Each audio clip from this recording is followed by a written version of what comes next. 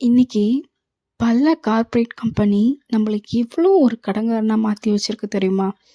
இஎம்ஐன்ற ஒரு ஆப்ஷனை கொடுத்து நம்மளை அவங்களுக்கு கடன் பட்டு கடைசி வரைக்கும் கடனாளியாகவே வாழ்க்கையை கழிக்கணுன்ற மாதிரி ஈஸியாக கடன் வாங்க சொல்லி கொடுத்துருக்குங்க.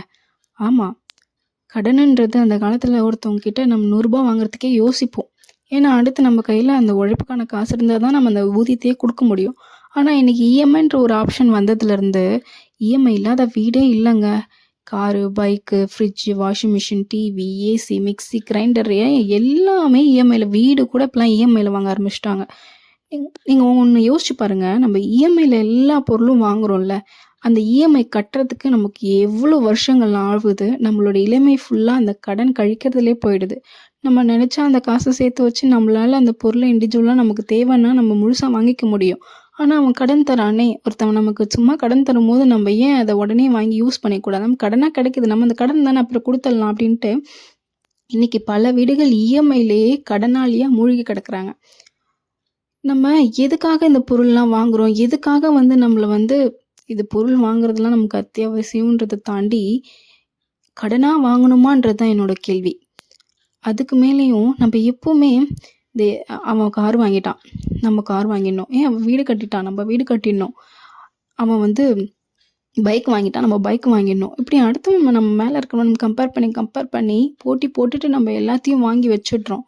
ஆனால் கஷ்டப்படுறது நம்ம தான். அது நமக்கு அப்புறம் லேட்டாக தான் புரியும், அப்போ புரியாது. அதே மாதிரி நம்ம எப்பவுமே நம்ம கீழே இருக்கிறவனை கம்பேர் பண்ணவே மாட்டோம். நான்லாம் யோசிச்சு பாருங்களேன், ஒரு மனுஷனுக்கு அத்தியாவசிய தேவைன்னா என்னங்க? ஃபஸ்ட்டு உணவு, உடை, இருப்பிடம் தான். நம்ம சாப்பிட்றதுக்கு 3 வேளை நம்ம தட்டில் சாப்பாடு, நல்லா போட்டுக்கிறதுக்கு ஒரு நல்ல ட்ரெஸ்ஸு, இருக்கிறதுக்கு ஒரு இடம், அவ்வளோதான் மனுஷனோட அத்தியாவசியமாக அந்த காலத்தில் இருந்தது. ஆனால் இந்த காலத்தில் அத்தியாவசியன்றது எல்லாமே நிறைய பொருட்களாக மாறிடுச்சு. அப்படி இருக்கப்போ நமக்கு கீழே இருக்கிறோம் ஒரு வேளை சாப்பாட்டுக்கே கஷ்டப்படுறான்.